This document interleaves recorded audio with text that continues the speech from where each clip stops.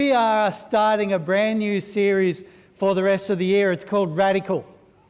And the point of Radical is to actually spend some time looking at some significant Bible characters for the rest of the year. So that's what we're going to do. We're going to spend some time each weekend looking at a particular Bible character and exploring what they did in God's purposes and how they served in God's purposes. And so it's going to be a really exciting period of time.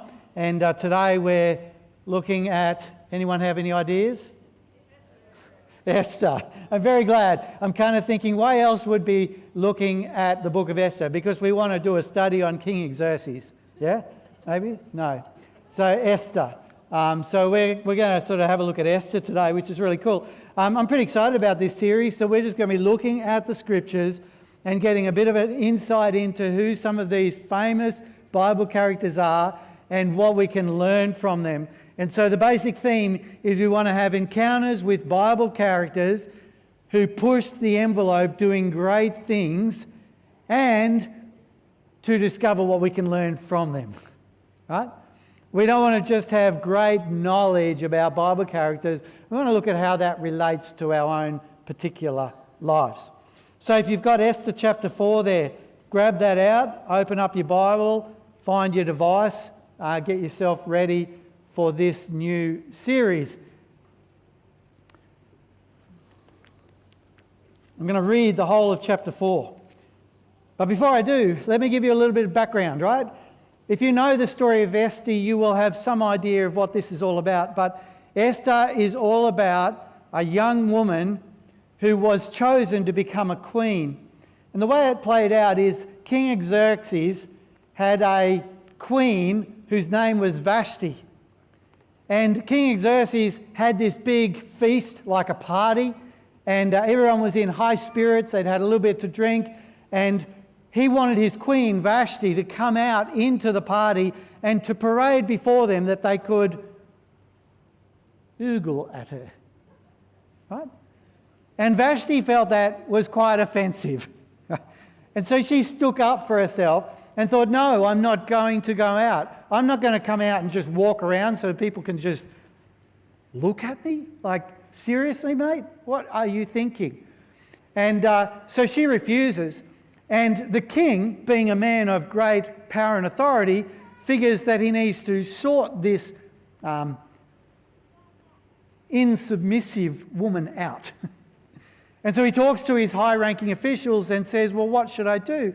And they decide that she should be deposed. She should be stripped of her role as a queen.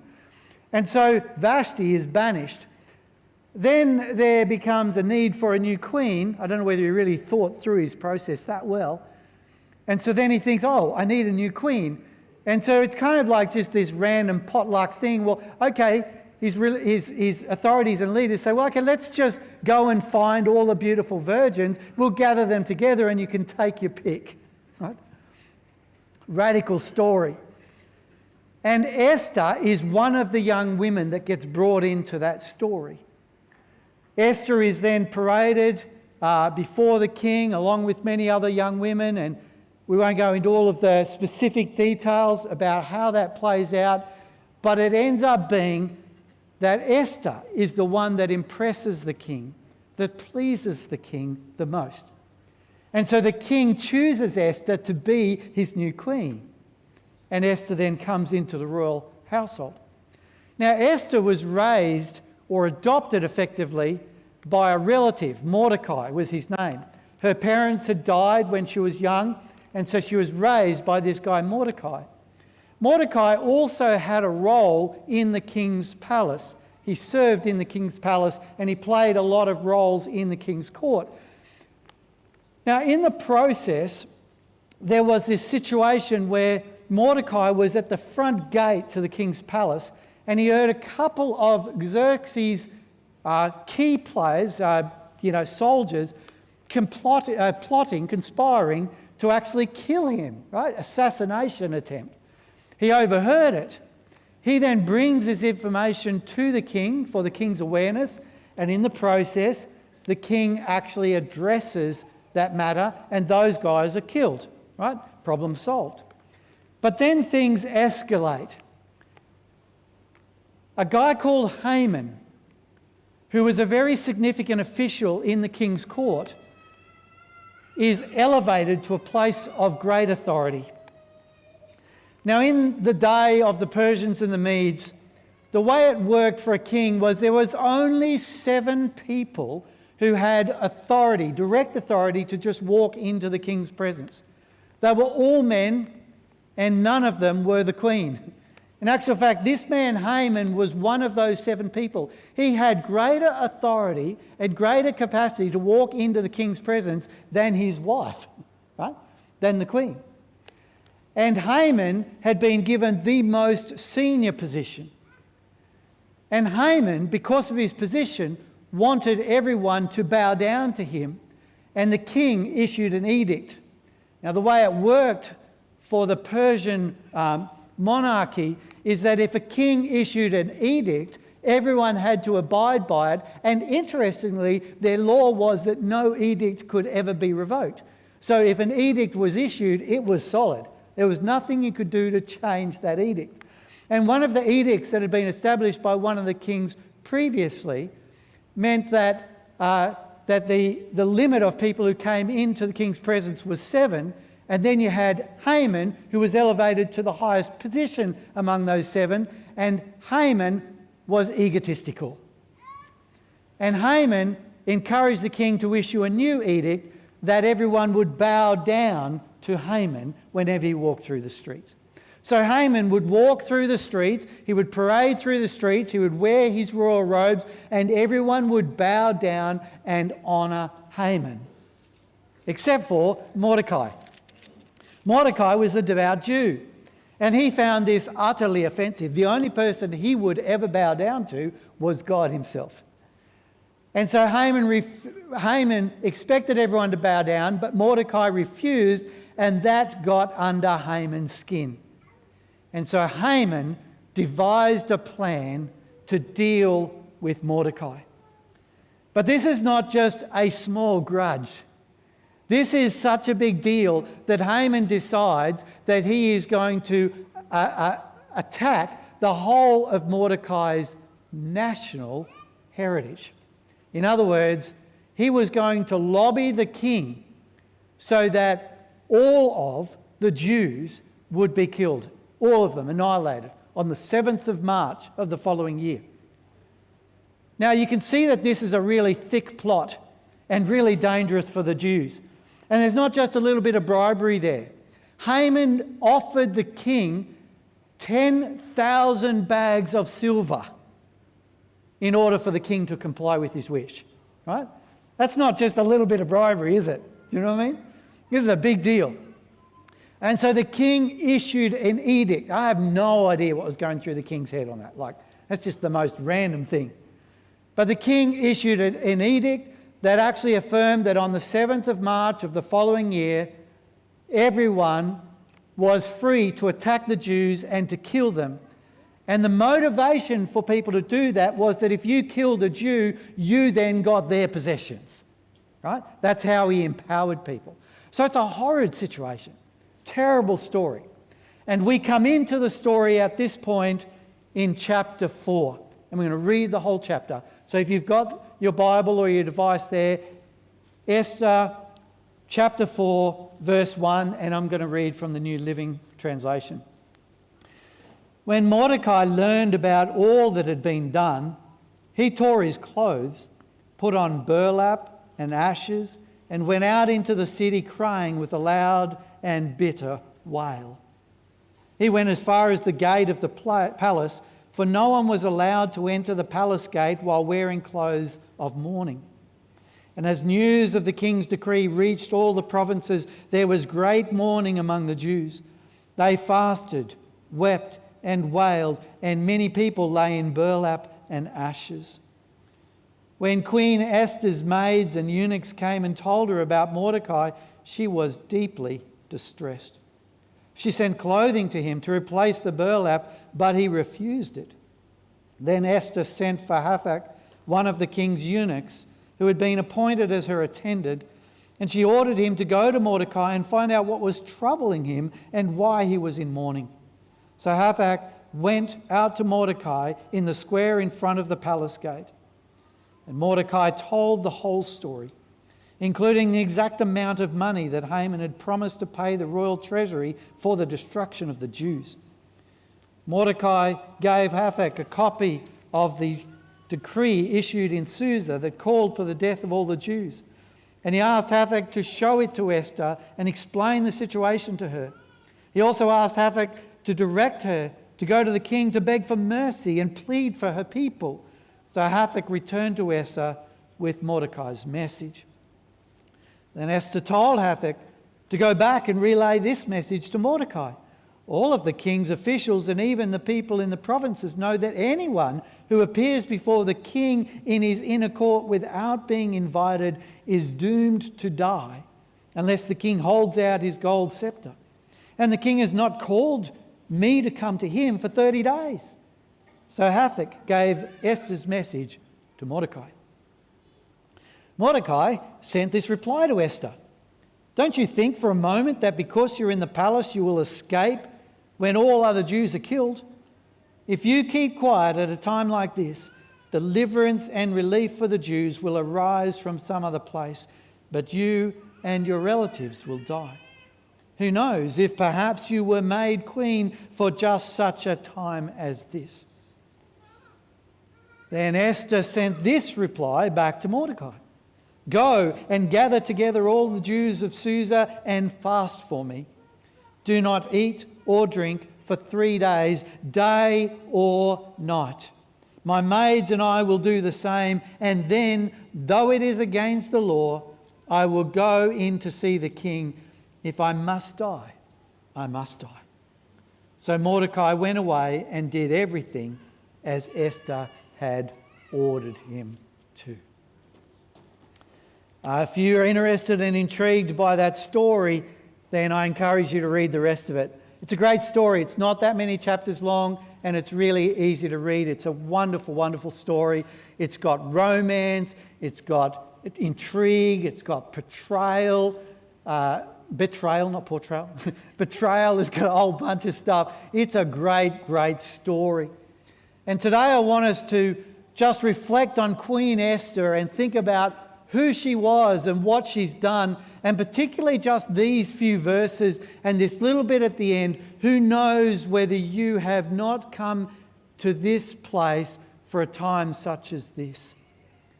This will be really familiar to a lot of people in Christian circles for a lot of time, but I want us to draw out how this might relate to us, because essentially this is a story about identity crises. Now, all of us at some point in time have probably had some moment of identity crisis. For all of us, we will have no doubt experienced that somewhere in our teen years. Maybe we've experienced that even before that. And throughout your life, there's different moments when you experience identity crises. The crises might be your identity because your parents have divorced. Or maybe your identity is in crises because someone in your peer group, whether it's at school or whether you're as an adult, has said something or gone in a direction that's disoriented you. Or maybe it's through accusation or criticism or someone actually spreading malicious rumour about you. Maybe you're experiencing an identity crisis for no other reason that you've made a bad decision and you're living with the consequences. But at the end of the day, we all have moments when we have an identity crisis. And this is what's going on for Esther. And let me explain what's going on here. See, what you've got to understand about Esther is that she was a Jewish girl. Her name is actually Hadassah. Her Jewish name, Hadassah. If you read the story from the very beginning, you'll find that she is identified early on as Hadassah in chapter 2, verse 7. But she was also given a Persian name, which was Esther. See, Esther was a Jewish girl, born and bred Jewish, raised Jewish, according to all of the traditions and the beliefs and practices of being a Jew. She was a good Jewish girl. But because of the king's edict, she got drawn into the king's harem. And not only drawn into the king's harem, but actually chosen to be the king's queen. This is pretty significant. So she now is torn between two cultures. She is living in her heart the culture of being a Jew, but in the royal court, she's living the culture of being a pagan. How confusing is that? The complexity must have been enormous. And Mordecai had actually counseled Esther to not tell anyone that she was Jewish. So even her husband to this date does not know that she's a Jew. Now there's a secret for you. Get married and don't tell your spouse that you're actually a completely different ethnicity.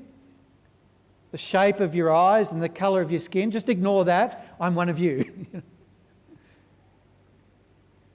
No one had actually picked up that Esther wasn't actually Persian. She was doing such a great job of living the life of a pagan, at least externally. We don't really know what's in Esther's heart, but we do know that she's in this very difficult place. Jewish by birth, Jewish by name, Jewish by heritage, Jewish by belief, and yet in practice, Persian. Living a Persian life in Persian royalty. There's this incredible conflict that's going on. And so Esther lived a life of seeming passivity. Like if she was overtly Jewish, like if she was so devout in her Jewishness, everyone would know. So there's no doubt that irrespective of what was going on in Esther's heart, she had to be subtle about any Jewish belief that she held. If she was overtly Jewish and practicing all the Jewish practices, everyone would have known that she was Jewish. But this wasn't known. And so there is some level of passivity going on for Esther until the circumstances changed and push comes to shove. Now I want you to pause and think for a minute. Do you relate to this? Like, whereabouts in your life are you exactly like Esther? You have your Christian beliefs. You're solid and convinced that Jesus is Jesus and He's the only way to be saved. You like going to church regularly, maybe. Maybe you're a part of a life group, or you go to youth group, or you've got a whole bunch of Christian friends that you socialise with. But when you're at work, or when you're a neighbour in your street, or when you're at your local sporting club, no one knows that you're a Christian. I dare say that for a lot of us, we relate closer to Esther's story than we care to realise. That subtly or intentionally, we are living passively, believing the core tenets of Christianity, but not standing out in the world that anyone would be able to tell. In the same way, we have an identity crisis, don't we? Is that not what's going on? We're torn between the call to be a follower of Jesus and our desire to fit in with the world and not rock the boat. And so the question I'm posing for you as we work our way through this story of Esther is, where do you sit in this journey? Where do you relate?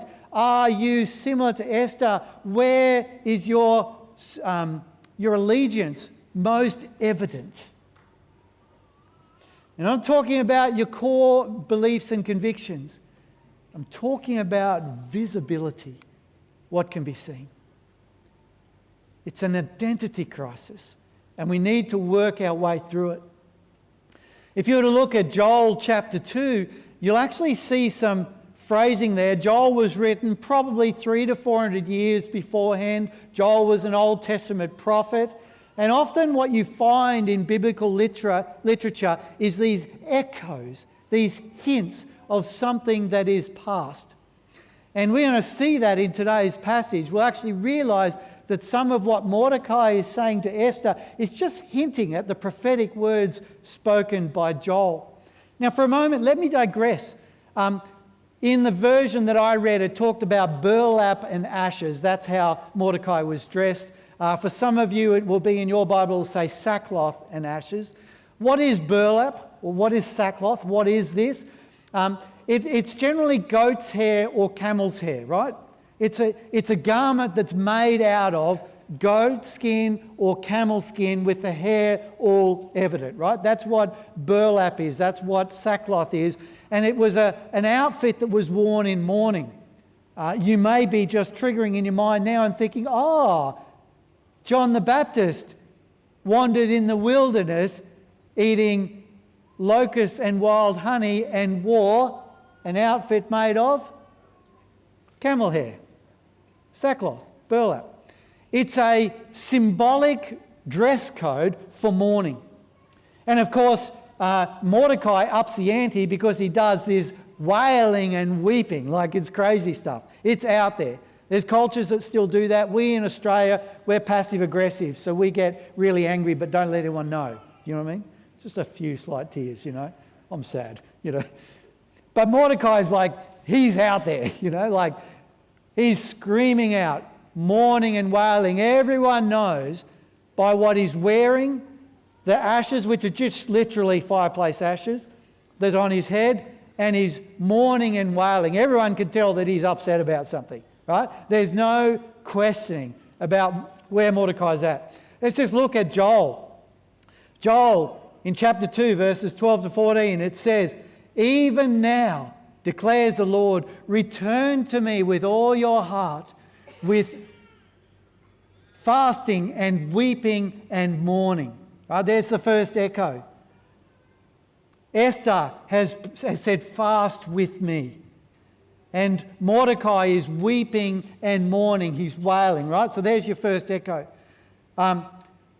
Rend your heart and not your garments. Now, tearing your clothes was a common cultural thing for disaster. So if the Broncos lost, what we're supposed to do in good Jewish culture is tear your clothes, right? Which is a justifiable reason for wearing a Blues Guernsey at a Broncos game, isn't it? Because then you're tearing the Blues Guernsey, yeah. Anyway, be that as it may. Tearing your clothes is a strategic way of being able to communicate to people your distress. But Joel actually calls us to actually not just tear our clothes, that's a great outward sign, but rend your heart, tear your heart, right? This can't just be about your clothing, outward appearance. This has to be something that hits deep inside. Something that's got to matter. Return to the Lord, Joel says, your God. For he is gracious and compassionate, slow to anger, and abounding in love. And he relents from sending calamity. And then Joel says, who knows, he may turn and have pity and leave behind a blessing. Who knows? Who says that in a reading today? Mordecai. Who knows? And Mordecai and Esther would have been very familiar with the prophet Joel. They would have recognised these echoes. They're quite intentional messages. They're sending a message to us all and saying, this is actually an important piece of information. The Lord is calling us back. He's calling us out of our passivity. He's calling us away from our identity crisis. He's calling us to redefine our allegiance as being to Jesus and no one else. Right? That's what it's about. And so we have to make some tough decisions. Now let's continue on with Esther's journey. This is no small journey. Esther realizes she could die. Now, I know you might not like this, and I'm sorry if it offends you, but seriously, you're worried about someone speaking poorly of you because you're a Christian. Esther's worried about dying, so suck it up. It's not that big a deal. Do you know what I mean? Seriously, Esther is fully aware that the risk for her is huge. She could die. And the reason she could die is because she's not one of those 7. She can't just walk into the king's presence. And the king hasn't asked her for 30 days to come into his room. So he must be getting a bit bored with her. Maybe he's found some other flame or concubine or someone else in his harem that's capturing his attention. And the risk is that Esther just becomes a fly in the ointment, an irritation, an inconvenience. She doesn't have the right to walk into his presence without being invited, and he hasn't invited her for 30 days, and that is enough for a reason for her to say back to Mordecai, I think the odds are against me. This is not looking good. But despite that, we continue on and we discover that Mordecai wants to just balance it out a little bit. You're worried about dying because you're going to walk into the king without permission. Just put that aside because you're going to die anyway. Who cares? Right? It's virtually what he's saying. Like, let's put all of this in balance. It doesn't matter what you do, my dear Esther. You're going to die anyway. Now, here's the thing. For those of us that are followers of Jesus, if we're going to be genuine about our following of Jesus, it doesn't matter how hard you try to prevent someone speaking negatively about you or your God, it's going to happen. So don't sweat it. Eventually, you're going to be confronted with difficult decisions. Eventually, you're going to have to count the cost and make a decision and stand up and declare that this is the allegiance that you have. I'm going to draw a line in the sand and I'm not going to cross that line. And sometimes that's a hard decision to make. Sometimes that is deeply personal. Sometimes that is deeply and profoundly impacting on your future or your careers or your relationships, right? The reality is that if we're going to face the tough decisions like Esther did, we're going to grapple with the fact that we could lose credibility. You may not physically die, but you might die with shame or die with embarrassment. You know that kind of idea? Face goes red and you think, oh, I feel so embarrassed or so targeted. You know that kind of idea. So Esther decides to take her chances with the king and ask the others to join with her in fasting. This is all about making tough decisions. And if there's anything we can learn from Esther here, it's realizing that sometimes we have to make tough decisions.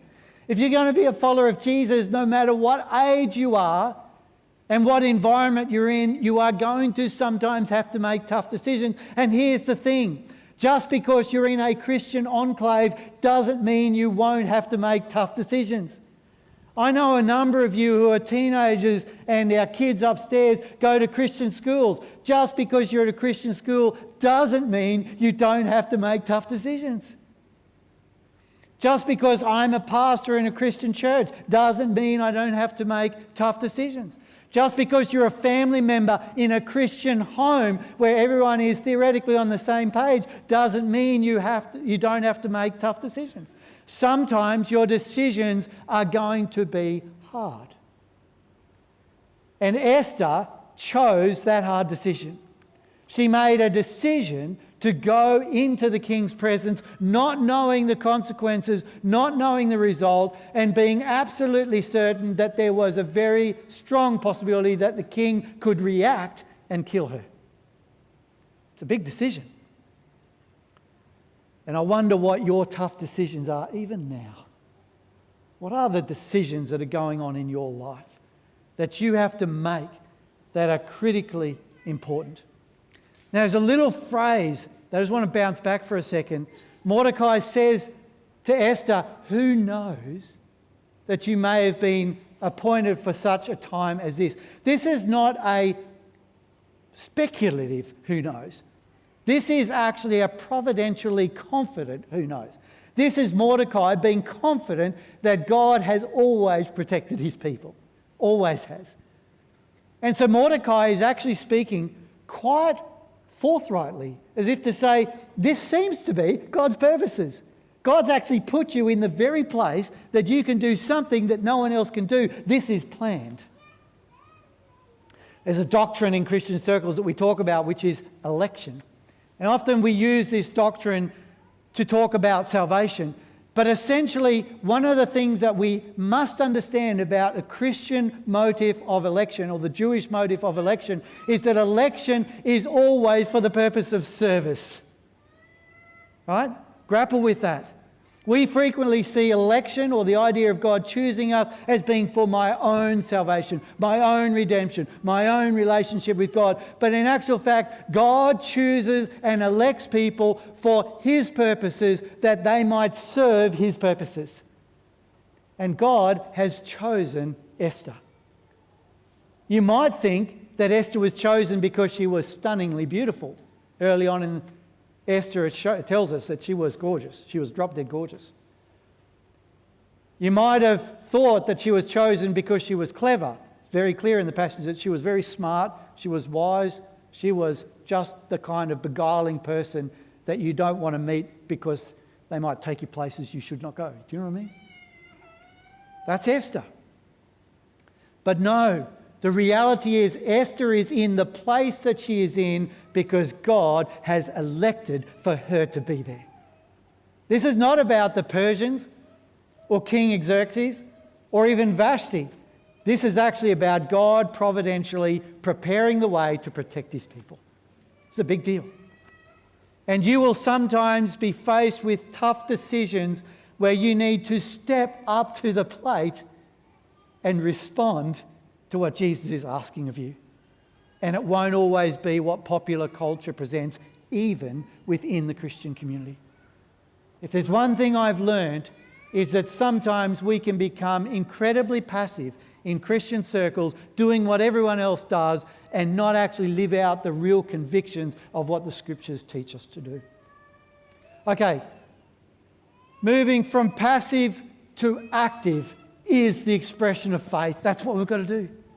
The call of God is to move beyond just being a passive follower of Jesus to being an active, surrendered follower of Jesus. That was the decision, the tough decision that Esther had to make.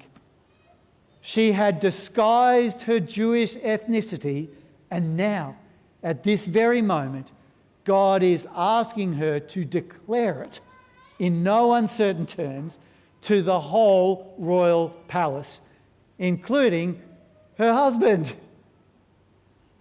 at great risk.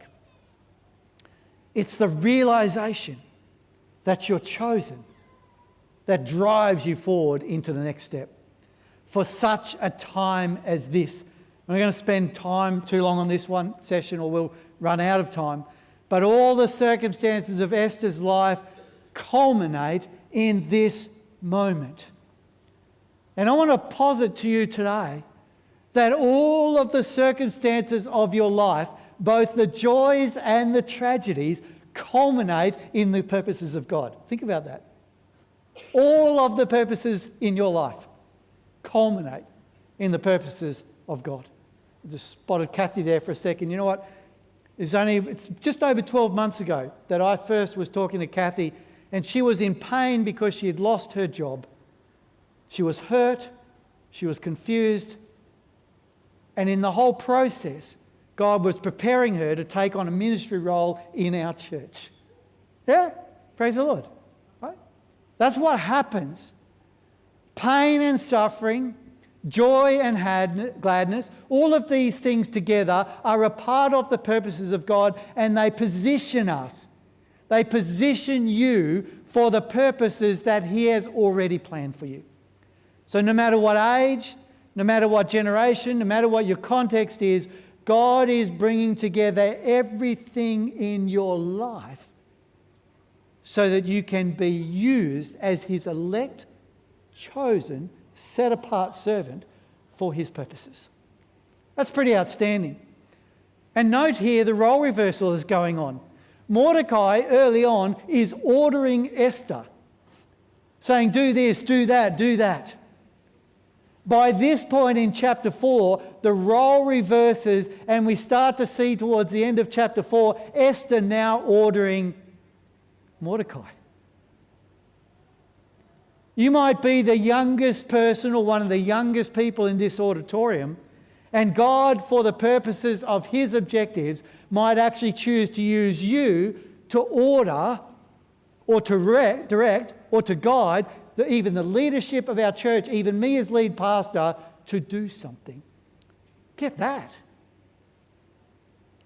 See, it's not about hierarchy, it's not about roles, it's not about status, it's not about experience, it's not about gender, it's not about anything at all. It's about when God chooses someone for a particular purpose, then you must do that purpose. Pursue that purpose, even if you risk your reputation for the sake of that. It's a big call, isn't it? And so the question we're really wanting to address here is simply this: how important is your faith to you? And I would dare say that everyone will want to answer that question. Oh, very important, critically important. But here's the thing. Would you take an Esther-like stance in your workplace or your social communities or amongst your families and friends or even your friends here at church? Would you take an Esther-like stand for your faith if God calls you to do so? Mervyn, a commentator that I was reading during the week, makes this comment. It's kind of stating it the obvious in plain English, really. But many Christians are more concerned about their own security than about the desperate physical and spiritual needs of the world. Does that seem right? I have a sneaking suspicion it does. No one's moving. You've suddenly gone very stiff-necked. You can nod or shake. I suspect it is. I suspect it is for all of us that for the most part we're more concerned about what's going on in our immediate world than what's going on in the plight of the world around us. Do you walk through Stocklands and in your heart see people and think, wow, the largest majority of these people are going to a Christless eternity? Does anyone resonate with that? That's like what happens for me when I walk through Stocklands. Like, it's a weird feeling. What is it in your life that actually causes you to think differently? Some of you will have deep bleeding hearts for poverty or injustice. I would dare say that if you talk to any of those who have just come back from our Malawi mission experience, they will have been changed and have a real heart for the plight of people in Malawi. They will have shifted their thinking. What is it that God's calling you to do? And it seems to me that every single one of us who is a follower of Jesus should at very least be concerned about the plight of a world of people who are going to a Christless eternity, some of whom are your own family members. Or are you more concerned about self? Are you more concerned about your own needs and your own spiritual fulfillment than the needs of those out there? Well, we're wrapping up. Queen Esther and you. I want you to identify with Queen Esther. I want you to gravitate towards her. At this moment, I have 3 things that I want you to just ponder as we close. First, how are you facing defining moments in your life? How do you respond in moments that are there to define you? Are you taking the easy path? Or are you choosing to follow the ways of Jesus? Are you prepared to put your life on hold and to risk your reputation for Jesus? Esther did that for her faith. Are you willing to do the same? Secondly, do you identify more as a pagan or a Christian? Think about this deeply and personally. Esther was forced into a situation she had to at least act like a pagan. I don't know her heart. But her Jewishness was not particularly prevalent. Are you in a situation, whether you feel trapped or whether you've chosen it, where you're kind of not really clearly defined as a Christian? Are you living more like a pagan in your workplace or your community, your neighbourhood, your social groups, than a Christian? Is it obvious to the people around you that Jesus is a part of your life? And thirdly, how do you need to put your life on the line for Jesus? What is the change that you need to make? What is God challenging you about? What is God convicting you about? What has to change? What do you need to reorient to put your life on the line for Jesus? Because you know He's more important than everything else. But you've got to change something to make that obvious and take an Esther stand, even to the pain of death.